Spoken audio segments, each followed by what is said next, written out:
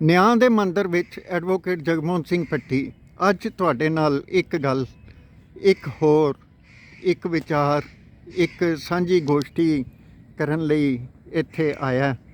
ਔਰ ਨਿਆਂ ਦੇ ਮੰਦਰ ਦੇ ਵਿੱਚ ਕੀ ਨਿਆਂ ਹੁੰਦਾ ਹੈ ਜਾਂ ਅਨਿਆਂ ਹੁੰਦਾ ਹੈ ਇਹ ਤਾਂ ਅਸੀਂ ਕੁਝ ਕਹਿ ਨਹੀਂ ਸਕਦੇ, ਲੇਕਿਨ ਜਿਹਦੀ ਚੱਲ ਗਈ ਉਹਦੀ ਚਾਂਦੀ ਤੇ ਜਿਹਦੀ ਰਹਿ ਗਈ ਉਹਦੀ ਬਾਠੀ ਮਾਂਜੀ, ਇਹ ਗੱਲਾਂ ਹੋ ਜਾਂਦੀਆਂ। ਤੇ ਜਦੋਂ ਇਹ ਗੱਲਾਂ ਹੁੰਦੀਆਂ ਤੇ ਫਿਰ ਇਹ ਜਿਹੜਾ ਚੰਡੀਗੜ੍ਹ ਯੂਨੀਵਰਸਿਟੀ ਦਾ ਇੱਕ ਨਵਾਂ ਕਾਂਡ ਸਾਹਮਣੇ ਆ ਗਿਆ। ਇਸ ਕਾਂਡ ਦੇ ਉੱਤੇ ਕੀ ਸਿਸਟਮ ਦੀ ਜਿਹੜੀ ਹੈ ਗਹਿਲੀ ਜਾਂ ਅਣਗਹਿਲੀ ਜਾਂ ਵਿਹਲੀ ਹੈ, ਇਹਦੇ ਉੱਤੇ ਗੱਲ ਕਰਨ ਲਈ ਸਾਡੇ ਨਾਲ Punjab and Haryana high court ਦੇ ਐਡਵੋਕੇਟ ਕਨੂੰ ਜੀ ਸਾਡੇ ਨਾਲ ਨੇ, ਜੁਆਇੰਟ ਸੈਕਟਰੀ ਨੇ ਸਾਡੀ ਬਾਰ ਐਸੋਸੀਏਸ਼ਨ ਦੇ। ਉਹਨਾਂ ਦੇ ਵਿਚਾਰ ਜਿਹੜੇ ਆ ਉਹ ਤੁਹਾਡੇ ਨਾਲ ਸਾਂਝੇ ਕਰਦੇ ਹਾਂ ਵੀ ਇਹ ਚੰਡੀਗੜ੍ਹ ਯੂਨੀਵਰਸਿਟੀ ਜਿਹੜੀ ਹੈ ਕਿਵੇਂ, ਕਿੱਥੋਂ ਤੇ ਕਿਸ ਹਿਸਾਬ ਨਾਲ ਇਹਨੇ ਕੀ ਪ੍ਰਾਪਤੀਆਂ ਕੀਤੀਆਂ ਤੇ ਇਹਨਾਂ ਪ੍ਰਾਪਤੀਆਂ ਦੇ ਵਿੱਚ ਕੀ ਜਿਹੜਾ ਗੁਲ ਖਿਲ ਗਿਆ ਔਰ ਕਿੰਨੇ ਖਿਲਾ ਦਿੱਤਾ, ਕਿਹੜੇ ਵੈਰੀ ਸਨ ਇਹਦੇ ਜਾਂ ਕੌਣ ਸਨ, ਜਾਂ ਕਿਸ ਹਿਸਾਬ ਨਾਲ ਇਹ ਸਿਸਟਮ ਜਾਂ ਪ੍ਰਬੰਧ ਨੂੰ ਕਰਪਟ ਕਰਨ ਦਾ ਯਤਨ ਕੀਤਾ ਗਿਆ, ਜਾਂ ਕਿਹੜੇ ਜਿਹੜੇ ਸੀਗੇ ਕਾਰਜ ਪ੍ਰਣਾਲੀ ਸੀਗੀ, ਸ਼ੈਲੀ ਸੀਗੀ, ਉਹਦੇ ਬਾਰੇ ਗੱਲ ਕਰਨ ਲਈ ਅਸੀਂ ਇੱਥੇ ਹਾਂ। ਕਨੂੰ ਜੀ, good afternoon. Good afternoon sir, ਸਤਿ ਸ਼੍ਰੀ ਅਕਾਲ। ਪਹਿਲੇ ਤਾਂ ਸਾਰੇ ਸਰੋਤਿਆਂ ਨੂੰ ਮੇਰੀ ਪਿਆਰ ਭਰੀ ਸਤਿ ਸ਼੍ਰੀ ਅਕਾਲ।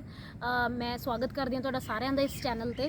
ਆਪਾਂ ਹਮੇਸ਼ਾ ਇਸ ਚੈਨਲ 'ਤੇ ਬੜੇ ਅਲੱਗ-ਅਲੱਗ ਭਿੰਨ ਤਰ੍ਹਾਂ ਦੇ ਜਿਹੜੇ ਟੌਪਿਕਸ ਉਹਦੇ 'ਤੇ ਗੱਲ ਕਰਦੇ ਹਾਂ। ਅਤੇ ਅੱਜ ਦਾ ਜਿਹੜਾ ਮੁੱਦਾ ਹੈ ਬੜਾ ਹੀ ਸੰਗੀਨ ਮੁੱਦਾ ਹੈ। ਇਹ ਉਹ ਮੁੱਦਾ ਹੈ ਜਿਹਦੇ 'ਤੇ ਮੈਨੂੰ ਲੱਗਦਾ ਹੈ ਕਿ ਸਾਨੂੰ ਸਭ ਕੁਝ ਪਤਾ ਵੀ ਹੈ ਅਤੇ ਇਹਦੇ 'ਤੇ ਕੁਝ ਚਰਚਾ ਕਰਨ ਦੀ ਲੋੜ ਵੀ ਹੈ। ਦੇਖੋ, ਮੈਂ ਵੀ ਇੱਕ ਸਟੂਡੈਂਟ ਰਹੀ ਹਾਂ, ਮੈਂ ਵੀ ਪੰਜਾਬ ਯੂਨੀਵਰਸਿਟੀ ਦੇ ਹੋਸਟਲਾਂ 'ਚ ਰਹੀ ਹਾਂ। ਅਤੇ ਜਿਹੜਾ CU ਹੋਸਟਲ ਦਾ ਇਹ ਜਿਹੜਾ ਮੁੱਦਾ ਉੱਠਿਆ ਹੈ, ਜਿਹਨੂੰ ਅਸੀਂ MMS ਸਕੈਮ ਦੇ ਨਾਮ ਤੋਂ ਜਾਣ ਰਹੇ ਹਾਂ, ਪਹਿਲਾਂ ਤਾਂ ਇੱਕ ਮਿਸਨੋਮਰ ਹੈ। ਇਹ ਸਿਰਫ ਸਨਸਨੀ ਕ੍ਰੀਏਟ ਕਰਨ ਲਈ ਜਿਹੜਾ ਹੈ, ਮਾਹੌਲ ਦੇ ਵਿੱਚ ਜਿਹੜਾ ਦਹਿਸ਼ਤ ਕ੍ਰੀਏਟ ਕਰਨ ਲਈ ਇਹ MMS ਸਕੈਮ ਜਿਹੜਾ ਹੈ ਇਸ ਨੂੰ ਵਰਡ ਦਿੱਤਾ ਗਿਆ ਹੈ। ਦੇਖੋ, ਮੀਡੀਆ ਚੈਨਲਸ ਦਾ ਕੰਮ ਹੈ ਸਿਰਫ ਸਨਸਨੀ ਫੈਲਾਉਣਾ, ਮੀਡੀਆ ਚੈਨਲਸ ਦਾ ਕੰਮ ਹੈ ਝੂਠ ਫੈਲਾਉਣਾ। ਅਤੇ ਲੇਕਿਨ ਅਸੀਂ ਜਿਹੜੇ ਇਹਨਾਂ ਚੈਨਲਸ ਦੇ ਰਾਹੀਂ, ਆਪਣੇ ਵਿਚਾਰਾਂ ਦੇ ਰਾਹੀਂ ਤੁਹਾਨੂੰ ਸਾਰਿਆਂ ਨੂੰ ਜਿਹੜਾ ਹੈ ਅਸੀਂ ਅਵੇਅਰਨੈਸ ਕ੍ਰੀਏਟ ਕਰਦੇ ਹਾਂ, ਜਾਗਰੂਕਤਾ ਲੈ ਕੇ ਆਉਂਦੇ ਹਾਂ ਤੁਹਾਡੇ ਸਾਰਿਆਂ ਦੇ ਵਿੱਚ। ਤੁਹਾਨੂੰ ਦੱਸਦੇ ਹਾਂ ਕਿ ਇਹਦਾ ਰੀਅਲ ਪਿਕਚਰ ਕੀ ਹੈ। ਜਦੋਂ ਵੀ ਹੋਸਟਲ ਲਾਈਫ ਦੇ ਉੱਤੇ ਗੱਲ ਹੁੰਦੀ ਹੈ ਤਾਂ ਸਭ ਤੋਂ ਪਹਿਲਾਂ ਇੰਪੋਰਟੈਂਟ ਗੱਲ ਇਹ ਹੈ ਕਿ ਅਸੀਂ ਇੱਕ ਫੈਮਿਲੀ ਦੀ ਤਰ੍ਹਾਂ ਹੋਸਟਲ ਦੇ ਵਿੱਚ ਰਹਿੰਦੇ ਹਾਂ। ਤਾਂ ਇੱਕ ਦੂਜੇ 'ਤੇ ਭਰੋਸਾ ਕਰਨਾ, ਟਰਸਟ ਕਰਨਾ is part of hostel life.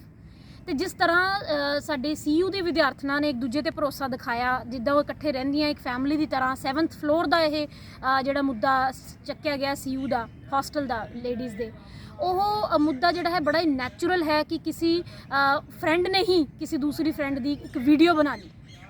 ਅਤੇ ਇਹ ਮੁੱਦਾ ਕਦੋਂ ਵਧਿਆ?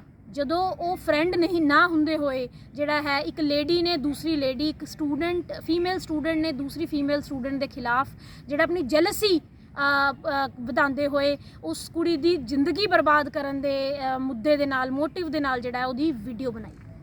ਅਤੇ ਇਸ ਤਰ੍ਹਾਂ ਦਾ ਜਿਹੜਾ ਵਿਸ਼ਵਾਸਘਾਤ ਦਾ ਜਿਹੜਾ ਸਕੈਮ ਸਾਡੇ ਸਾਹਮਣੇ ਆਇਆ ਹੈ ਕਿ ਕਿੱਦਾਂ ਇੱਕ ਫੀਮੇਲ ਸਟੂਡੈਂਟ ਦੀ ਲਾਈਫ ਖ਼ਰਾਬ ਕਰਨ ਲਈ ਦੂਸਰੀ ਫੀਮੇਲ ਨੇ ਉਹ ਵੀਡੀਓ ਬਣਾ ਕੇ ਜਿਹੜਾ ਆਪਣੇ ਬॉयਫ੍ਰੈਂਡ ਨੂੰ ਅੱਗੇ ਸ਼ਿਮਲਾ ਜਿਹੜਾ ਹੈ ਉਹਨੂੰ ਵਾਇਰਲ ਕਰ ਦਿੱਤਾ ਜਾਂ ਅੱਗੇ ਫਾਰਵਰਡ ਕਰ ਦਿੱਤਾ। ਇਹ ਕਿੱਸਾ ਜਿਹੜਾ ਹੈ ਹੱਤਿਆ ਹੈ ਦੋਸਤੀ ਦੀ, ਹੱਤਿਆ ਹੈ ਉਸ ਵਿਸ਼ਵਾਸ ਦੀ ਜਿਹੜਾ ਕਿ ਅਸੀਂ ਆਮ ਹੋਸਟਲ ਲਾਈਫ ਦੇ ਵਿੱਚ ਫੀਮੇਲਸ ਇੱਕ ਦੂਸਰੇ 'ਤੇ ਕਰ ਲੈਂਦੇ ਹਾਂ। ਅਤੇ ਇਸ ਡਿਸਟਰਸਟ, ਇਸ ਡਿਸਓਨੈਸਟੀ ਦੀ ਇਸ ਕਹਾਣੀ ਨੂੰ ਕਿਸ ਤਰ੍ਹਾਂ ਜਿਹੜਾ ਸਕੈਂਡਲਾਈਜ਼ ਕਰਕੇ ਜਿਹੜਾ ਹੈ ਹੋਸਟਲਾਂ ਦੇ ਬਾਹਰ ਧਰਨੇ ਲਗਾ ਕੇ ਜਿਹੜਾ ਇਹਨੂੰ ਐਕਸਪੋਜ਼ ਕੀਤਾ ਜਾ ਰਿਹਾ ਹੈ, ਇਹ ਜਿਹੜਾ ਹੈ ਇਹ ਸਾਡੀ ਸੁਸਾਇਟੀ ਦੀ ਨਾਕਾਮਯਾਬੀ ਨੂੰ ਦਰਸਾਉਂਦਾ ਹੈ। ਕਿੱਦਾਂ ਇੱਕ ਫੀਮੇਲ ਦੀ ਲਾਈਫ ਨੂੰ ਹੁਣ ਸਕੈਂਡਲ ਦੀ ਤਰ੍ਹਾਂ ਜਿਹੜਾ ਹੈ ਸੈਂਸਿਟੀਵਿਟੀ ਹਟਾਉਂਦੇ ਹੋਏ ਕਿੱਦਾਂ ਫੈਲਾਇਆ ਜਾਏਗਾ, ਕਿਸ ਤਰ੍ਹਾਂ ਪੁਲਿਸ ਪ੍ਰਸ਼ਾਸਨ ਇਹਦੇ ਵਿੱਚ ਭਾਵੇਂ ਇਹਨੂੰ ਜਿੰਨਾ ਮਰਜ਼ੀ ਢੱਕਦੀ ਰਹੇ, ਉਹ ਵੀ ਮਜ਼ਾਕ ਬਣਾਉਣਗੇ ਫੀਮੇਲ ਲਾਈਫ ਦਾ, ਉਹ ਵੀ ਮਜ਼ਾਕ ਬਣਾਉਣਗੇ ਇਸ ਫੀਮੇਲ ਸਟੂਡੈਂਟ ਦਾ ਜਿਹਦੇ ਨਾਲ ਇਹ ਕਾਂਡ ਹੋਇਆ। ਤਾਂ ਇਸ ਤਰ੍ਹਾਂ ਜਿਹੜਾ ਹੈ ਮਜ਼ਾਕ ਬਣ ਕੇ ਰਹਿ ਗਈ ਹੈ ਸਾਡੀ ਸੁਸਾਇਟੀ। ਪ੍ਰੋਗਰੈਸ ਦੀ ਤਰਫ ਜਾਣ ਦੀ ਜਗ੍ਹਾ ਰਿਗਰੈਸਿਵ ਸੋਚ ਜਿਹੜੀ ਹੈ ਉਹ ਸਾਹਮਣੇ ਆਈ ਹੈ ਇਸ ਇਨਸੀਡੈਂਟ ਤੋਂ। ਅਤੇ ਮੈਨੂੰ ਇਹ ਲੱਗਦਾ ਹੈ ਕਿ ਪੁਲਿਸ ਪ੍ਰਸ਼ਾਸਨ ਨੂੰ, ਐਡਮਿਨਿਸਟ੍ਰੇਸ਼ਨ ਨੂੰ, CM ਨੂੰ, ਜਿਹੜੀ ਸਾਡੀ ਪੰਜਾਬ ਸਰਕਾਰ ਹੈ, ਇਹਨੂੰ ਇਸ ਮੁੱਦੇ ਨੂੰ ਢੱਕਣ ਦੀ ਜਗ੍ਹਾ 'ਤੇ ਅਗਰ ਇਸ ਸੱਚ ਨੂੰ ਬਾਹਰ ਲੈ ਕੇ ਆਇਆ ਜਾਵੇ ਤਾਂ ਉਹ ਜ਼ਿਆਦਾ ਬੈਟਰ ਹੋਏਗਾ। दूसरा मुद्दा ਜਿਹੜਾ ਮੈਨੂੰ ਇਹ ਲੱਗਦਾ ਹੈ ਤਾਂ ਮੈਂ ਇੱਕ personal as a female student ਅਗਰ ਮੈਂ ਖੁਦ ਸਟੂਡੈਂਟ ਰਹੀ ਹਾਂ ਹੌਸਟਲ ਲਾਈਫ ਦੀ ਉਸ ਤਰ੍ਹਾਂ ਮੈਂ ਗੱਲ ਕੀਤੀ ਹੈ ਲੇਕਿਨ ਅਗਰ ਮੈਂ ਇੱਕ ਵਕੀਲ ਦੀ ਤਰ੍ਹਾਂ ਗੱਲ ਕਰਾਂ ਜਾਂ ਇੱਕ ਆਮ ਨਾਗਰਿਕ ਦੀ ਤਰ੍ਹਾਂ ਗੱਲ ਕਰਾਂ ਤਾਂ ਮੈਨੂੰ ਇਹ ਲੱਗਦਾ ਸਭ ਤੋਂ ਵੱਡਾ ਜਿਹੜਾ ਮੁੱਦਾ ਉਹ ਇਹ ਹੈ ਕਿ ਕਿਸ ਤਰ੍ਹਾਂ ਪੁਲਿਸ ਜਿਹੜਾ ਹੈ ਕਰਪਟ ਹੋ ਕੇ ਕਿਸ ਤਰ੍ਹਾਂ ਪ੍ਰਸ਼ਾਸਨ ਜਿਹੜਾ ਹੈ ਕਰਪਟ ਹੋ ਕੇ ਇਸ ਮੁੱਦੇ ਨੂੰ ਦਬਾਉਣ ਦੀ ਕੋਸ਼ਿਸ਼ ਕਰ ਰਹੀ ਹੈ ਕਿੱਦਾਂ 50 ਵੀਡੀਓਜ਼ ਤੋਂ 60 ਵੀਡੀਓਜ਼ ਤੋਂ ਸਿਰਫ 2 ਵੀਡੀਓ ਦੀ ਗੱਲ ਹੋ ਰਹੀ ਹੈ 12 ਵੀਡੀਓਜ਼ ਦੀ ਗੱਲ ਹੋ ਰਹੀ ਹੈ ਡਿਪੈਂਡਿੰਗ ਅਪਨ ਦੀ ਰਿਊਮਰਸ ਜਿਹੜੇ ਦੇ ਨਾਲ ਜੁੜੇ ਹੋਏ ਹੁਣ ਆਪਾਂ ਗੱਲ ਕਰਦੇ ਹਾਂ ਸਾਡੇ ਸੀਐਮ ਸਾਹਿਬ ਵੀ ਇਹ ਕਹਿੰਦੇ ਆ ਕਿ ਰਿਊਮਰਸ ਦੇ ਵਿੱਚ ਸਾਨੂੰ ਨਹੀਂ ਆਉਣਾ ਚਾਹੀਦਾ ਲੇਕਿਨ ਰਿਊਮਰਸ ਫੈਲਦੇ ਕਿੱਦਾਂ ਇਹ ਪੁਲਿਸ ਹੀ ਰਿਊਮਰ ਫੈਲਾਉਂਦੀ ਹੈ ਇਹ ਹੌਸਟਲ ਮੇਟਸ ਹੀ ਰਿਊਮਰਸ ਫੈਲਾਉਂਦੀਆਂ ਠੀਕ ਹੈ ਜੀ ਇਹ ਵਾਰਡਨ ਹੈ ਐਡਮਿਨਿਸਟ੍ਰੇਸ਼ਨ ਹੈ ਇਹਨਾਂ ਸਭ ਨੇ ਹੀ ਆਪਣੇ ਆਪ ਨੂੰ ਬਚਾਉਣ ਲਈ ਜਿਹੜੇ ਇਹ ਰਿਊਮਰਸ ਫੈਲਾਏ ਹੈ ਸੋ ਸੱਚ ਨੂੰ ਸਾਹਮਣੇ ਲਿਆਉਣ ਲਈ ਅਗਰ 2-4 ਗੱਲਾਂ ਸਾਨੂੰ ਧਿਆਨ 'ਚ ਰੱਖਦੇ ਹੋਏ ਅਗਰ ਇਹ 'ਤੇ ਤਫਤੀਸ਼ ਕੀਤੀ ਜਾਵੇ ਇਨਕੁਆਇਰੀ ਕੀਤੀ ਜਾਵੇ ਇਨਵੈਸਟੀਗੇਸ਼ਨ ਹੋਵੇ ਪ੍ਰੋਪਰ SIT ਬਣਾਉਣ ਨਾਲ ਕੁਝ ਨਹੀਂ ਹੋਏਗਾ ਇਹ ਸਿਰਫ ਇੱਕ ਆਈ ਵਾਸ਼ ਹੈ SIT ਟੀਮ ਬਣਾਉਣਾ ਲੇਕਿਨ ਅਗਰ ਸਹੀ ਢੰਗ ਨਾਲ ਇਹ 'ਤੇ ਤਫਤੀਸ਼ ਕੀਤੀ ਜਾਵੇ ਤਾਂ ਮੇਰੇ ਮੁਤਾਬਿਕ ਤਾਂ ਵਾਰਡਨਸ ਜਿਹੜੀਆਂ ਹੈ ਉਹਨਾਂ ਨੂੰ ਸਭ ਤੋਂ ਪਹਿਲਾਂ ਸਸਪੈਂਡ ਕੀਤਾ ਜਾਵੇ ਵਾਰਡਨਸ ਦੇ ਹੁੰਦੇ ਹੋਏ ਕਿੱਦਾਂ ਇਹ ਵੀਡੀਓਜ਼ ਬਣ ਸਕਦੀਆਂ ਵਾਸ਼ਰੂਮਸ ਦੇ ਵਿੱਚ ਕਿੱਦਾਂ ਇਹ ਲੇਡੀਜ਼ ਇੰਨੀ ਹਿੰਮਤ ਪੈ ਸਕਦੀ ਹੈ ਕਿ ਦੂਸਰੀ ਲੇਡੀ ਨਾਲ ਜਾਂ ਦੂਸਰੀ ਫੀਮੇਲ ਸਟੂਡੈਂਟ ਨਾਲ ਉਹ ਇੱਦਾਂ ਕਰਨ ਕਿੱਦਾਂ ਇਹ ਦੁਸ਼ਮਣੀਆਂ ਇਸ ਤਰ੍ਹਾਂ ਪਨਪਦੀਆਂ ਹੈ ਇਹ ਸਾਰਾ ਸਭ ਤੋਂ ਪਹਿਲਾਂ ਫਸਟ ਹੈਂਡ ਇਹਦੇ ਵਿੱਚ ਅਗਰ ਕੋਈ ਰੋਲ ਹੈ ਤਾਂ ਵਾਰਡਨਸ ਦਾ ਹੈ ਜੀ ਉਸ ਫਲੋਰ ਦੀ ਵਾਰਡਨ ਉਸ ਵਾਰਡ ਦੀ ਜਿਹੜੀ ਜਗ੍ਹਾ ਦੀ ਵਾਰਡਨ ਹੈ ਉਹਨੂੰ ਸਭ ਤੋਂ ਪਹਿਲਾਂ ਕੁਐਸਚਨ ਕੀਤਾ ਜਾਣਾ ਚਾਹੀਦਾ ਦੂਸਰੀ ਗੱਲ ਜਿਹੜਾ ਕਹੇ ਜਾ ਰਿਹਾ ਕਿ ਇਹ ਜਿਹੜੀ ਕਲਪ੍ਰਿਟ ਹੈ ਜਿਹਨੇ ਫੋਨ 'ਚੋਂ ਫਾਰਵਰਡ ਕੀਤੀ ਹੈ ਵੀਡੀਓ ਉਹਦੀ ਖੁਦ ਦੀ ਵੀਡੀਓ ਉਹਦੇ ਵਿੱਚ ਸੀ ਕਿ ਉਹ ਆਪਣੀ ਹੀ ਵੀਡੀਓ ਬਣਾ ਕੇ ਆਪਣੇ ਆਪ ਨੂੰ ਬਲੈਕਮੇਲ ਕਰਵਾ ਸਕਦੀ ਹੈ ਜਾਂ it is just a defence story ਇਹ ਵੀ ਇੱਕ ਬਹੁਤ ਵੱਡਾ ਸਵਾਲ ਹੈ ਆਪਣੇ ਆਪ ਨੂੰ ਬਚਾਉਣ ਲਈ ਉਹ ਇਹ ਕਹਿ ਰਹੀ ਹੈ ਕਿ ਮੇਰੀ ਹੀ 12 ਵੀਡੀਓਜ਼ ਜਿਹੜੀ ਹੈ ਉਸ ਮੁੰਡੇ ਦੇ ਕੋਲ ਸੀ ਤੇ ਉਹ ਮੈਨੂੰ ਬਲੈਕਮੇਲ ਕਰ ਰਿਹਾ ਸੀ ਕਿ ਤੂੰ ਹੋਰ ਕੁੜੀਆਂ ਦੀ ਵੀਡੀਓ ਬਣਾ ਨਹੀਂ ਤਾਂ ਮੈਂ ਇਹਨੂੰ ਵਾਇਰਲ ਕਰ ਦੂੰਗਾ ਦਿਸ ਇਜ਼ ਸੋ ਸਟ੍ਰੇਂਜ ਮਤਲਬ ਇੱਦਾਂ ਦੀ ਸਟੂਪਿਡ ਸਟੋਰੀ ਨੂੰ ਕੋਈ ਪੁਲਿਸ ਕਿੱਦਾਂ ਬਿਲੀਵ ਕਰ ਸਕਦੀ ਹੈ ਠੀਕ ਹੈ ਜੀ ਪ੍ਰੋਸੀਕਿਊਸ਼ਨ ਇੱਦਾਂ ਦੀ ਸਟੋਰੀ ਬਣਾ ਕੇ ਬਿਯੋਂਡ ਰੀਜ਼ਨੇਬਲ ਡਾਊਟ ਇਹ ਪ੍ਰੂਵ ਨਹੀਂ ਕਰ ਸਕਦੀ ਨਾ ਹੀ ਇਸ ਤਰ੍ਹਾਂ ਕੋਈ ਟਰੂਥ ਇਸਟੈਬਲਿਸ਼ ਹੋਏਗਾ ਇੱਦਾਂ ਦੀ ਬਚਕਾਨੀ ਸਟੋਰੀਜ਼ ਨੂੰ ਬਿਲੀਵ ਕਰਨਾ ਹੀ ਸਰਕਾਰ ਦੀ ਸਭ ਤੋਂ ਵੱਡੀ ਨਾਕਾਮਯਾਬੀ ਹੈ ਤੀਸਰੀ ਗੱਲ ਜਦੋਂ ਵੀ ਇਹੋ ਜਿਹਾ ਕੋਈ ਮੁੱਦਾ ਉੱਠਦਾ ਤਾਂ ਉਸ ਏਰੀਆ ਦਾ MLA ਉਸ ਏਰੀਆ ਦਾ DSP ਉਸ ਏਰੀਆ ਦਾ SSP DGP ਉਸ ਰੀਜਨ ਦਾ क्या उन्होंने रोल ये एक्टिव नहीं होना चाहिए सिवाय DGP तो I have not seen a single person giving any statement on this साडी MLA मैडम अनमोल गगन मान का सीन ते ना होना ही अपने आप विच सब तो वड्डी हार मेरी है जी मैं जी सब तो वड्डी सपोर्टर अनमोल गगन मान दी अज मैं पार्टी आम आदमी पार्टी नूं छड्ड दिता हुण मैं आई एम नो मोर आम आदमी ਹੁਣ ਮੈਂ ਬਿਲਕੁਲ ਆਮ ਆਦਮੀ ਪਾਰਟੀ ਨੂੰ ਛੱਡ ਕੇ ਇੰਡੀਪੈਂਡੈਂਟਲੀ ਕੰਮ ਕਰ ਰਹੀ ਹਾਂ ਕਿਉਂਕਿ ਮੈਨੂੰ ਇਸ ਇਨਸੀਡੈਂਟ ਤੋਂ ਬਾਅਦ ਬਹੁਤ ਜ਼ਿਆਦਾ ਡਿਸਅਪਾਇੰਟਮੈਂਟ ਹੋਈ ਹੈ ਬਹੁਤ ਜ਼ਿਆਦਾ ਡਿਸਅਪਾਇੰਟਮੈਂਟ ਹੋਈ ਕਿ ਆਮ ਆਦਮੀ ਪਾਰਟੀ ਦੀ ਨੇਤਾ ਜਿਹਨੂੰ ਮੈਂ ਕੈਂਪੇਨ ਕਰਕੇ ਵੋਟਾਂ 'ਚ ਜਿਤਾਇਆ ਸੀ ਉਹ ਮੈਡਮ ਨੇ ਫੀਮੇਲ ਇਸ਼ੂ ਦੇ ਰਿਲੇਟਡ ਕੁਝ ਵੀ ਨਹੀਂ ਬੋਲਿਆ ਇੱਕ ਵੀ ਕੰਮ ਜਿਹੜਾ ਮੈਡਮ ਨੇ ਅੱਜ ਤੱਕ ਆਪਣੇ ਏਰੀਆ ਖਰੜ ਦੇ ਵਿੱਚ ਨਹੀਂ ਕੀਤਾ ਉਹਨਾਂ ਦਾ ਕੋਈ ਐਸੀ ਅਚੀਵਮੈਂਟ ਅੱਜ ਤੱਕ ਦੀ ਗਿਣਾਈ ਜਾਵੇ ਉਸ ਏਰੀਆ ਦੇ ਵਿੱਚ ਜਿੱਤੋਂ ਪਤਾ ਲੱਗੇ ਕਿ ਉਹਨਾਂ ਨੇ ਫੀਮੇਲਸ ਲਈ being sitting cabinet minister of Punjab I am so astonished by this fact when I am saying this she is the sitting cabinet woman minister of Punjab and she must be declared deadwood of Punjab politics today ਉਹਨੂੰ ਖਤਮ ਕਰ ਦੇਣਾ ਚਾਹੀਦਾ she must resign from her seat ਇਹੋ ਜਿਹੀ lady ਜਿਹੜੀ female students ਨੂੰ ਸੰਭਾਲ ਨਹੀਂ ਸਕਦੀ ਫੀਮੇਲ ਸਟੂਡੈਂਟਸ ਦੇ ਇਸ਼ੂ 'ਚ ਕੁਝ ਬੋਲ ਨਹੀਂ ਸਕਦੀ ਪੁਲਿਸ ਦੇ ਸਾਹਮਣੇ ਖੜੀ ਨਹੀਂ ਹੋ ਸਕਦੀ ਵਿਮਨ ਕਮਿਸ਼ਨ ਮਨੀਸ਼ਾ ਗੁਲਾਟੀ ਦੇ ਨਾਲ ਨਹੀਂ ਖੜ ਸਕੀ ਅਗਲੀ ਉਸ ਬੰਦੀ ਨੂੰ ਸੀਟ ਤੇ ਬੈਠਣ ਦਾ ਕੋਈ ਹੱਕ ਨਹੀਂ she doesn't deserve to be our elected representative ਮੇਰਾ ਇਹ ਇਸ ਵੀਡੀਓ ਦੇ ਮਾਧਿਅਮ ਤੋਂ ਮੈਡਮ ਅਨਮੋਲ ਗਗਨ ਮਾਨ ਨੂੰ ਤੇ ਉਹਨਾਂ ਦੇ ਚੇਲੇ ਚਪਾਟਿਆਂ ਨੂੰ ਇਹ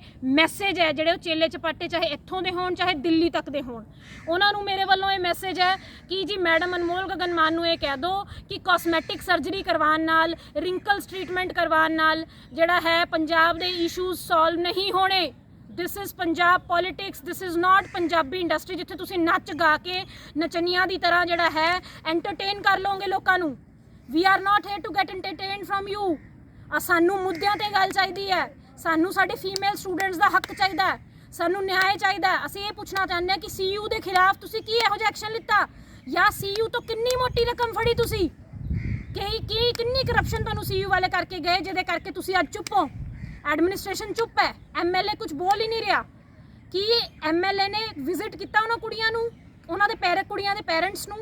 ਕੀ ਐਮਐਲਏ ਨੇ ਵਾਰਡਨ ਨੂੰ ਨਾਲ ਪੁੱਛਗਿੱਛ ਕੀਤੀ? ਕੀ ਉਹਨੇ ਪੁੱਛਿਆ ਕਿ ਵੀਡੀਓਜ਼ ਦਾ ਹੁਣ ਕੀ ਉਹਦਾ ਸਿੱਟਾ ਨਿਕਲ ਰਿਹਾ ਹੈ?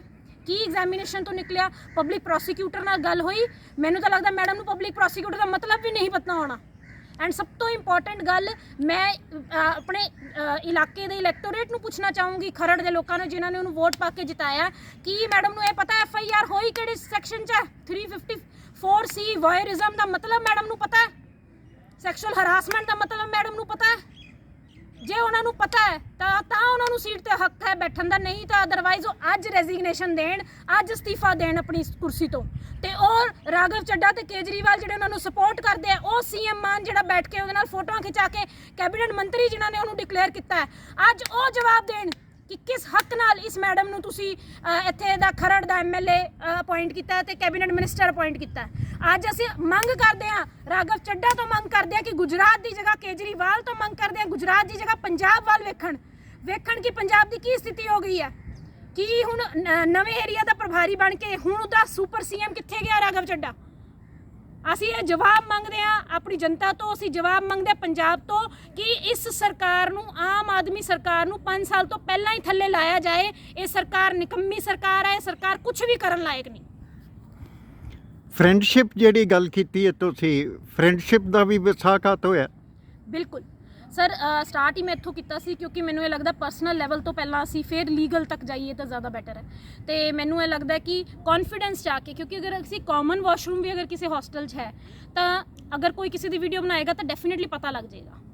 ਅਗਰ ਚੇਅਰ ਤੇ ਖੜ ਕੇ ਵੀ ਕੋਈ ਉੱਪਰੋਂ ਵੀਡੀਓ ਬਣਾਏਗਾ ਕਿਸੇ ਦੀ ਤਾਂ ਪਤਾ ਚੱਲ ਜਾਏਗਾ। That means it is out of understanding ਔਰ ਸ਼ੀਅਰ ਲੈਕ ਆਫ ਇੰਟਰਸਟ कह लो या अटैक ऑन ट्रस्ट कह लो, फ्रेंडशिप कह लो, कि ये सब होया है। Blind faith. Yes absolutely. एक चीज़ और है, प्रो चांसलर बाबा साहब अजे तक कुछ नहीं बोले ਇਹਦੇ ਤੇ, ਉਹਨਾਂ ਦਾ ਹੱਕ ਹੈਗਾ ਇਸ ਸੀਟ ਤੇ ਬਣੇ ਰਹਿਣ ਦਾ ਜਾਂ ਨਹੀਂ ਬਣੇ ਰਹਿਣ ਦਾ? ਬਿਲਕੁਲ ਵੀ ਨਹੀਂ ਸਰ।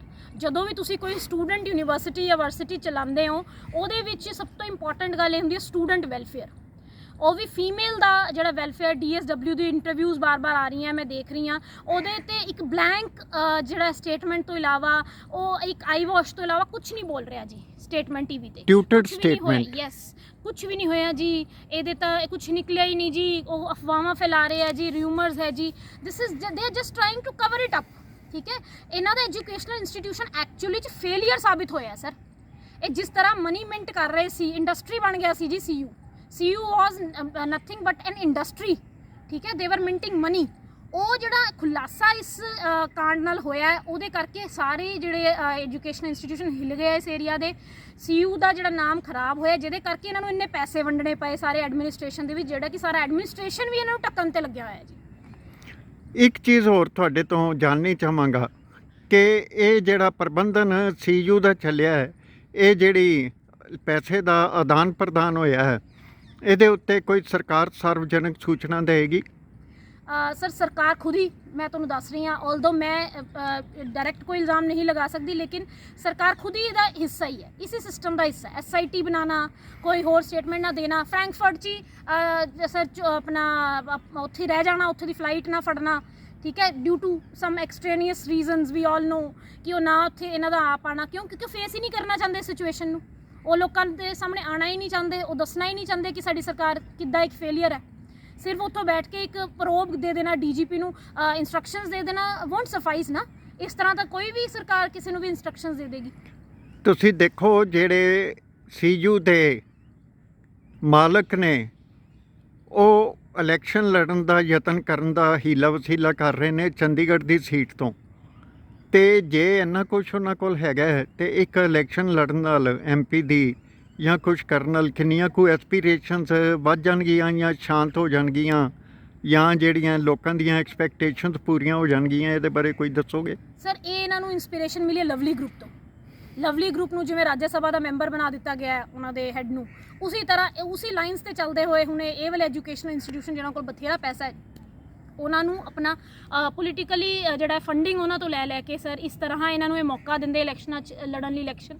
ਤੇ ਉਸੇ ਲਾਈਨਾਂ ਤੇ ਚੱਲਦੇ ਹੋਏ ਸਰ ਇਹਨਾਂ ਨੇ ਜਿੱਦਾਂ ਇਹ ਹੋਰ ਜਗ੍ਹਾ ਤੇ ਵਿਕ ਚੁੱਕੀ ਹੈ ਆਮ ਆਦਮੀ ਪਾਰਟੀ, ਉਸੇ ਤਰ੍ਹਾਂ ਇੱਥੇ ਵੀ ਐਜੂਕੇਸ਼ਨਲ ਇੰਸਟੀਟਿਊਸ਼ਨਸ ਦੇ ਹੱਥਾਂ 'ਚ ਵਿਕ ਚੁੱਕੀ ਹੈ ਇਹ ਪਾਰਟੀ। ਤੇ ਬਹੁਤ ਸੋਲਿਡ ਕਰਪਸ਼ਨ ਚੱਲ ਰਹੀ ਹੈ ਇਸ time, just like other parties. ਮੈਂ ਨਹੀਂ ਕਹੂੰਗੀ ਕਿ ਬਾਕੀ ਪਾਰਟੀਜ਼ ਬੜੀ ਸਿੱਧਰੀਆਂ, ਲੇਕਿਨ ਇਹ ਹੈ ਕਿ ਉਹਨਾਂ ਦੀ ਹੀ ਲਾਈਨ ਤੇ ਇਹਨਾਂ ਨੇ ਚੱਲਣਾ ਸ਼ੁਰੂ ਕਰਤਾ ਹੈ। ਕੋਈ ਆਮ ਆਦਮੀ ਪਾਰਟੀ, ਕੋਈ ਓਨੈਸਟ ਪਾਰਟੀ ਨਹੀਂ ਹੈ, ਕੋਈ ਓਨੈਸਟ ਪੋਲੀਟੀਸ਼ੀਅਨਸ ਦਾ ਜੱਥਾ ਨਹੀਂ ਹੈ। ਇਹ ਸਭ ਕਰਪਟ ਨੇ ਜੀ, ਸਾਰੀ ਅਪਾਇੰਟਮੈਂਟ ਸਭ ਕਰਪਸ਼ਨ ਹੋ ਰਹੀ ਹੈ ਜੀ। ਇੱਕ ਗੁਮਨਾਮ ਸ਼ਾਇਰ ਦਾ ਇਹ ਕਹਿਣਾ, ਹमें फ़ख्र है अपनी नाकामियों पर, यहाँ हर जलील है कामयाब साकी, ਇਹ ਕਿੱਥੋਂ ਤੱਕ ਸਹੀ ਹੈ? ਇਹ ਬਿਲਕੁਲ ਸਹੀ ਹੈ ਸਰ। ਕਹਿੰਦੇ ਅੰਧੋਂ ਮੈਂ ਕਾਨਾ ਰਾਜਾ, ਬਸ ਸ਼ਾਇਦ ਉਹੀ ਅਸੀਂ ਲੱਭ ਲਿਆ ਸੀ ਪੰਜਾਬ ਇਲੈਕਟੋਰੇਟ ਨੇ, ਕਿ ਸਾਨੂੰ ਲੱਗਿਆ ਕਿ ਸ਼ਾਇਦ ਆਮ ਆਦਮੀ ਪਾਰਟੀ ਇੱਕ ਉਮੀਦ ਹੈ for amongst all the other politician, ਜਿਹੜੇ ਸਾਰੇ ਇੱਕੋ ਜਿਹੀ ਹੈ। ਕਹਿੰਦੇ ਹਮਾਰਾ ਭਾਰਤ ਮਹਾਨ 100 में से 99 ਬੇਈਮਾਨ। ਸੋ ਉਸ ਤਰ੍ਹਾਂ ਹੀ ਸ਼ਾਇਦ ਅਸੀਂ ਕੋਸ਼ਿਸ਼ 'ਚ ਸੀ ਕਿ ਸ਼ਾਇਦ ਸਾਡੇ ਪੰਜਾਬ ਦੀ ਧਰਤੀ ਨੂੰ ਕੋਈ ਬਚਾ ਸਕੇ, ਤੇ ਭਗਵੰਤ ਮਾਨ ਜੀ ਤੋਂ ਸਾਨੂੰ ਥੋੜ੍ਹੀ ਜਿਹੀ ਉਮੀਦ ਸੀ। ਲੇਕਿਨ ਜਿਸ ਤਰ੍ਹਾਂ ਦਿੱਲੀ ਤੋਂ ਇਹ ਪੋਲੀਟਿਕਸ ਚੱਲਦੀ ਆ ਰਹੀ ਹੈ, ਬਾਰ-ਬਾਰ ਜਿਹੜਾ ਹੈ ਸੁਪਰ ਸੀਐਮ ਬਣ ਰਹੇ ਹੈ, ਕੇਜਰੀਵਾਲ ਜੀ ਦੀ ਇੰਟਰਫੇਰੈਂਸ ਇੰਨੀ ਜ਼ਿਆਦਾ ਹੈ, ਅਨਮੋਲ ਗਗਨ ਮਾਨ ਵਰਗੇ ਕੈਂਡੀਡੇਟ ਆ ਰਹੇ ਹੈ, ਸੀਨੀਅਰਸ ਨੂੰ ਜਿਹੜਾ ਹੈ ਇਗਨੋਰ ਕੀਤਾ ਜਾ ਰਿਹਾ ਪਾਰਟੀ ਦੇ ਵਿੱਚ, ਤੇ ਕੁਝ ਪੋਲੀਟੀਸ਼ੀਅਨਸ ਨੂੰ ਅੱਗੇ ਲਿਆਉਣ ਦੇ ਹੋੜ ਦੇ ਵਿੱਚ ਜਿਹੜਾ ਹੈ ਬਾਕੀਆਂ ਨੂੰ ਸਾਈਡਲਾਈਨ ਕੀਤਾ ਜਾ ਰਿਹਾ ਹੈ। ਇਹ ਸਭ ਬਹੁਤ ਆਮ ਪੋਲੀਟਿਕਸ ਹੋ ਗਈ ਹੈ ਹੁਣ। ਇਹ ਆਮ ਆਦਮੀ ਪਾਰਟੀ ਵੀ ਸਾਰੀ ਪੋਲੀਟੀਕਲ ਲਾਈਨਸ ਦੇ ਉੱਤੇ ਚੱਲਦੇ ਹੋਏ ਇਹ ਸਾਬਿਤ ਕਰ ਰਹੀ ਹੈ ਕਿ ਇਹਨਾਂ 'ਚ ਕੁਝ ਵੀ ਅਲੱਗ ਨਹੀਂ ਹੈ, ਦੇ ਆਰ ਨਾਟ ਯੂਨੀਕ। ਬੇਬਾਕੀ ਨਾਲ ਵਿਚਾਰਾਂ ਦਾ ਪ੍ਰਗਟਾ ਕਨੂੰ ਜੀ ਨੇ ਕੀਤਾ ਹੈ, ਔਰ ਉਹਨਾਂ ਦੇ ਜਿਹੜੇ ਆਪਣੇ ਵਿਚਾਰ, ਆਪਣੇ ਤਜਰਬੇ, ਆਪਣੀ ਜਿਹੜੀ ਸਟ੍ਰੀਮ ਆਫ ਕੌਨਸ਼ੀਅਸਨੈਸ ਹੈ, ਥਾਟ ਹੈ, ਵਿਚਾਰਾਂ ਦਾ ਮੰਥਨ ਹੈ, ਕਸ਼ਮਕਸ਼ ਹੈ, ਉਹਦੇ ਵਿੱਚ ਉਹਨਾਂ ਦੀ ਨਿਰਾਸ਼ਾ ਵੀ ਝਲਕਦੀ ਹੈ ਪੰਜਾਬ ਪ੍ਰਤੀ। ਜਿਹੜੀ ਆਮ ਆਦਮੀ ਪਾਰਟੀ ਦਾ ਵਿਵਹਾਰ ਹੋਇਆ ਉਹਦੇ ਤੋਂ ਵੀ, ਤੇ ਜਿਹੜਾ ਮੰਤਰੀ ਸਾਹਿਬਾਨਾਂ ਨੇ ਜਿਨ੍ਹਾਂ ਦਾ ਨਾਮ ਵੀ ਉਹਨਾਂ ਨੇ ਲਿਆ, ਉਹਨਾਂ ਨੇ ਜੇ ਇਹ ਗੱਲ ਕੀਤੀ ਹੁੰਦੀ, ਸਪਸ਼ਟੀਕਰਨ ਦਿੱਤਾ ਹੁੰਦਾ, ਕੋਈ ਆ ਕੇ 2 ਅੱਖਰ ਕਹੇ ਹੁੰਦੇ, ਯੂਨੀਵਰਸਿਟੀ ਨੂੰ ਵਿਜ਼ਿਟ ਕੀਤਾ ਹੁੰਦਾ, ਤਾਂ ਮੇਰਾ ਖਿਆਲ ਹੈ ਅੱਜ ਹਾਲਾਤ ਬਦ ਤੋਂ ਬਦਤਰ ਨਾ ਹੁੰਦੇ। ਜੇ ਇਹ ਕਿਹਾ ਜਾਵੇ ਕਿ ਇਹ ਜਿੰਨੇ ਵੀ ਲੋਕ ਇਸ ਕਾਸੇ ਨੂੰ ਢੱਕਣ ਲਈ ਲੱਗੇ ਹੋਏ ਨੇ, ਕਿ ਉਹਨਾਂ ਦਾ ਲਾਈ ਡਿਟੈਕਟਿੰਗ ਟੈਸਟ ਹੋਣਾ ਜ਼ਰੂਰੀ ਹੈ ਜਾਂ ਨਹੀਂ ਹੋਣਾ? ਸਰ ਦੇਖੋ, ਜਿਹੜੇ ਫਾਰਮੂਲਾਜ਼ ਆਏ ਐਂਡ ਲਾਈ ਡਿਟੈਕਸ਼ਨ ਐਂਡ ਆਲ, ਇਹ ਕਾਮਯਾਬ ਤਾਂ ਹੈ, ਬਟ ਇਹ ਪੋਲੀਟੀਸ਼ੀਅਨ ਇੰਨੇ ਐਕਸਪਰਟ ਹੈ ਸਰ ਕਿ ਇਹਦੇ 'ਚੋਂ ਵੀ ਨਿਕਲ ਜਾਣਗੇ ਜੀ। ਸੋ ਇਹਨਾਂ 'ਤੇ ਆਹ ਟਰੈਪ ਵੀ ਨਹੀਂ ਚੱਲਣਾ। It is just the electorate has to be more careful next time. ਮੈਂ ਤਾਂ ਕਹਿੰਦੀ 5 ਸਾਲ ਵੀ ਇਹਨਾਂ ਨੂੰ ਪੂਰਾ ਨਾ ਕਰਨ ਦਿੱਤਾ ਜਾਵੇ, ਤੇ ਇਹਨਾਂ ਦੀ ਸਪੋਰਟ ਜਿਹੜੀ ਹੈ ਹਾਊਸ 'ਚੋਂ ਖਿੱਚ ਲਈ ਜਾਵੇ, ਮੈਜੋਰਿਟੀ ਜਿਹੜੀ ਹੈ ਇਹਨਾਂ ਤੋਂ ਖਿੱਚ ਲਈ ਜਾਵੇ, ਤੇ ਸਰਕਾਰ ਗਿਰ ਜੇ। ਹੂ ਵਿਲ ਬਿਲ ਦੀ ਕੈਟ?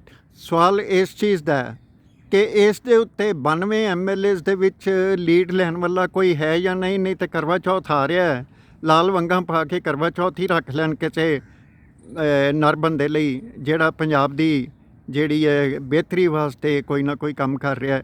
ਇਹ ਗੱਲ ਠੀਕ ਹੈ, ਗਲਤ ਹੈ? ਬਿਲਕੁਲ ਸਰ, ਇਸ ਟਾਈਮ ਸਭ ਇਸੀ ਉਮੀਦ 'ਚ ਹੈ ਕਿ ਵੀ ਬੜੀ ਮੁਸ਼ਕਿਲ ਨਾਲ ਬਣੇ ਆ, ਪਤਾ ਨਹੀਂ ਕੀ ਹੋਏਗਾ ਕਿ ਨਹੀਂ। ਲੇਕਿਨ ਮੈਨੂੰ ਲੱਗਦਾ ਕਿ ਸਾਡੀ ਪੰਜਾਬ ਦੀ ਸਿਆਸਤ ਆਲਰੇਡੀ ਬਹੁਤ ਸਟਰੋਂਗ ਹੈ।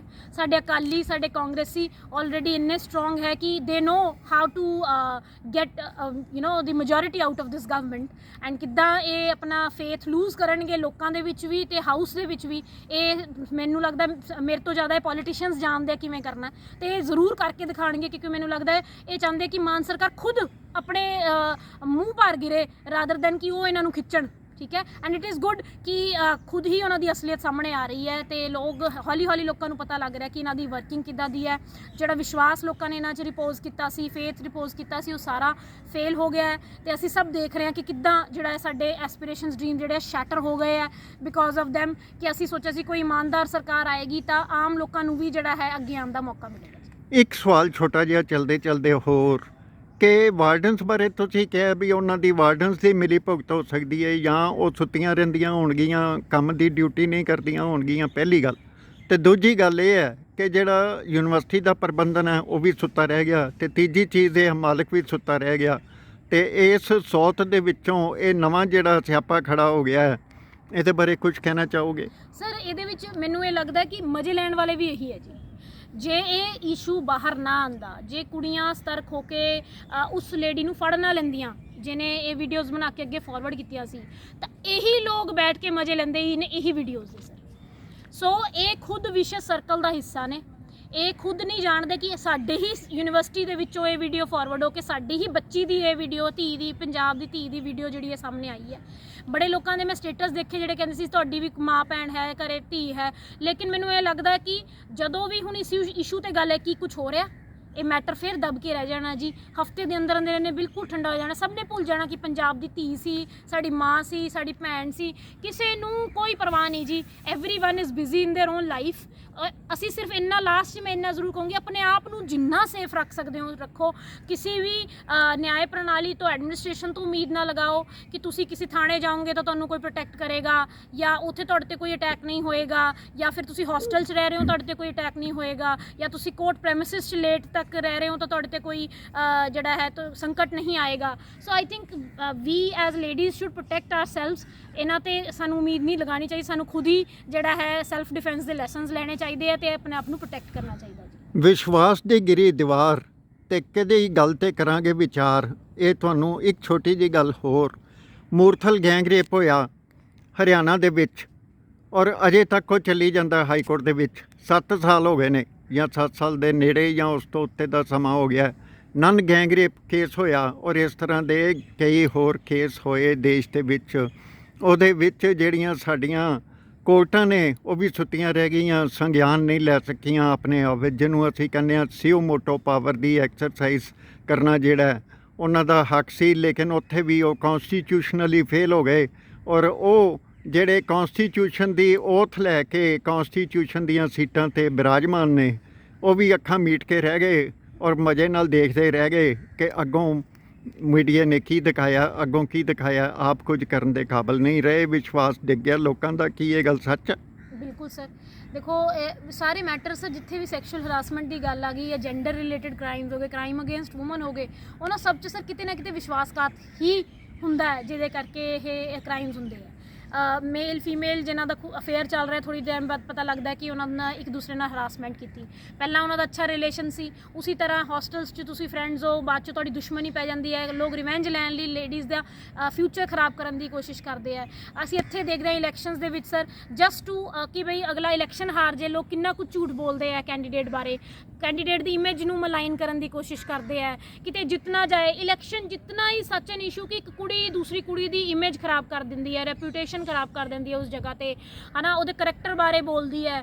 ਇਹ ਸਭ ਬਹੁਤ ਕਾਮਨ ਜੀਆਂ ਚੀਜ਼ਾਂ ਹੈ ਜਿਹੜੀਆਂ ਮੈਨੂੰ ਲੱਗਦਾ ਕੁੜੀ ਹੀ ਕੁੜੀ ਦੀ ਦੁਸ਼ਮਣ ਹੈ, ਲੇਡੀ ਹੀ ਲੇਡੀ ਦੀ ਦੁਸ਼ਮਣ ਹੈ, ਜਿਹਦੇ ਕਰਕੇ ਪ੍ਰੋਬਲਮਸ ਹੋ ਰਹੀਆਂ। ਜਿੰਨਾ ਮਰਜ਼ੀ ਆਪਾਂ ਕਹਿ ਲਈਏ woman should support another woman, woman ਹੀ ਦੂਸਰੇ ਦੀ ਦੁਸ਼ਮਣ ਬਣ ਕੇ ਅਸੀਂ ਖੁਦ ਇਸ ਪ੍ਰੈਮਿਸਿਸ 'ਚ ਦੇਖ ਹਟੇ ਹਾਂ ਕਿ ਕਿਸ ਤਰ੍ਹਾਂ ਜਿਹੜਾ ਹੈ ਨਾਰੀ ਸ਼ਕਤੀ ਨੂੰ, ਖੁਦ ਨਾਰੀ ਸ਼ਕਤੀ ਹੋ ਕੇ ਵੀ ਤੁਸੀਂ ਦੂਸਰੀ ਨਾਰੀ ਨੂੰ ਜਿਹੜਾ ਹੈ ਇਸ ਤਰ੍ਹਾਂ ਮਲਾਈਨ ਕਰਦੇ ਹੋ, ਉਹਨਾਂ ਦੀ ਇਮੇਜ ਨੂੰ ਡੈਫਾਮੇਸ਼ਨ ਕਰਦੇ ਹੋ, ਮਾਨਹਾਨੀ ਕਰਦੇ ਹੋ, ਫਿਰ ਇਸ ਤਰ੍ਹਾਂ ਪਤਲੀ ਗਲੀ 'ਚੋਂ ਨਿਕਲ ਜਾਂਦੇ ਹੋ ਕਿ ਦੂਸਰਾ ਸਮਝ ਹੀ ਨਹੀਂ ਪਾਇਆ ਜਿਵੇਂ। ਤਾਂ ਇਹ ਤਾਂ ਬੜੀ ਕਾਮਨ ਜੀ ਚੀਜ਼ ਹੈ। ਉਹ ਤਾਂ ਸਾਨੂੰ ਹੀ ਕਹਿੰਦੇ ਇੱਕ ਜਿਹੜਾ ਹੈ ਆਈ ਡੋਂਟ ਕੇਅਰ ਐਟੀਟਿਊਡ ਰੱਖਣਾ ਚਾਹੀਦਾ ਅਤੇ ਇਸ ਤੋਂ ਅੱਗੇ ਵਧਣਾ ਚਾਹੀਦਾ। ਲੇਕਿਨ ਵੀਡੀਓਜ਼ ਵਗੈਰਾ ਦੇ ਮਾਮਲੇ ਜਿਹੜਾ ਹੈ ਥੋੜ੍ਹਾ ਜਿਹੜਾ ਹੈ ਇਹ ਥੋੜ੍ਹਾ ਸੀਰੀਅਸ ਮੈਟਰ ਹੋ ਗਿਆ, ਸੰਗੀਨ ਗੱਲ ਹੋ ਗਈ। ਤਾਂ ਕਰਕੇ ਕਈ ਵਾਰ ਕੁੜੀਆਂ ਇਸ ਏਜ ਦੀਆਂ 18 19 ਸਾਲ 20 ਦੀਆਂ ਜਿਹੜਾ ਹੈ ਇਹਨੂੰ ਜਰ ਨਹੀਂ ਪਾਉਂਦੀਆਂ। ਸੋ ਮੈਚੋਰਿਟੀ ਦੇ ਨਾਲ ਹੀ ਇਹੋ ਜਿਹੀ ਸਿਚੁਏਸ਼ਨ 'ਚੋਂ ਬਾਹਰ ਨਿਕਲਿਆ ਜਾ ਸਕਦਾ। ਬੇਟੀ ਬਚਾਓ ਬੇਟੀ ਪੜ੍ਹਾਓ, ਕੀ ਇਹ ਜਿਹੜਾ ਮਿਸ਼ਨ ਸੀ ਚੰਡੀਗੜ੍ਹ ਯੂਨੀਵਰਸਿਟੀ ਦੀ ਨਿਗਾਹ 'ਚ ਆਇਆ ਜਾਂ ਨਹੀਂ ਆਇਆ? ਜੇ ਆਇਆ ਤੇ ਕੀ ਹੋਇਆ ਤੇ ਅੱਗੋਂ ਕੀ ਖਿਲਾਰਾ ਪਿਆ? ਇਹਦੇ ਉੱਤੇ ਦੋ ਸ਼ਬਦ ਚਲਦੇ ਸਰ, ਇਹ ਅਭਿਆਨ ਤਾਂ ਦੇਖੋ ਬਹੁਤ ਪੁਰਾਣਾ ਚੱਲਦਾ ਆ ਰਿਹਾ ਤੇ ਅਸੀਂ ਆਪਣੇ ਘਰਾਂ 'ਚ ਵੀ ਬੜੇ ਲੋਕ ਫੋਲੋ ਕਰਦੇ, ਲੇਕਿਨ ਜਦੋਂ ਸੁਸਾਇਟੀ ਦੇ ਵਿੱਚ ਨਿਕਲਦੇ ਆ ਸਰ, ਜਦੋਂ ਆਪਣੀ ਮਾਂ ਤੇ ਆਪਣੀ ਧੀ ਤੇ ਆਪਣੀ ਭੈਣ ਤੋਂ ਬਾਹਰ ਨਿਕਲ ਕੇ ਜਦੋਂ ਅਸੀਂ ਕੁੜੀਆਂ ਨੂੰ ਵੇਖਦੇ ਆ ਜਾਂ ਉਹ ਜੈਂਟਸ ਕੁੜੀਆਂ ਨੂੰ ਵੇਖਦੇ ਆ, ਤਾਂ ਮੈਨੂੰ ਲੱਗਦਾ ਉੱਥੇ ਉਹ ਇਸ ਨੂੰ ਭੁੱਲ ਜਾਂਦੇ ਆ ਜੀ। ਕਿਤੇ ਨਾ ਕਿਤੇ ਦਾ ਮਤਲਬ ਖਤਮ ਹੋ ਜਾਂਦਾ।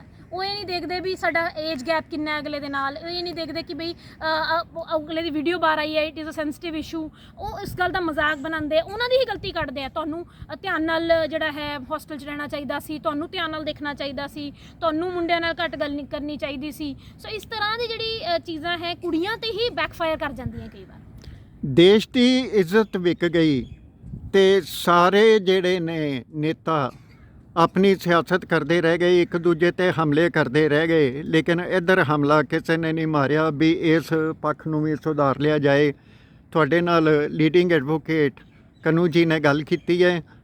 Punjab and Haryana high court ਦੇ ਵਿੱਚ ਉਹ ਵਕਾਲਤ ਕਰਦੇ ਨੇ ਕਾਫੀ ਸਾਲਾਂ ਤੋਂ ਔਰ ਧੀਆਂ ਭੈਣਾਂ ਦੀ ਆਵਾਜ਼ ਬਣ ਕੇ ਉੱਭਰਦੇ ਨੇ। ਇਸ ਗੱਲ ਦੇ ਲਈ ਉਹਨਾਂ ਦਾ ਧੰਨਵਾਦ ਹੈ।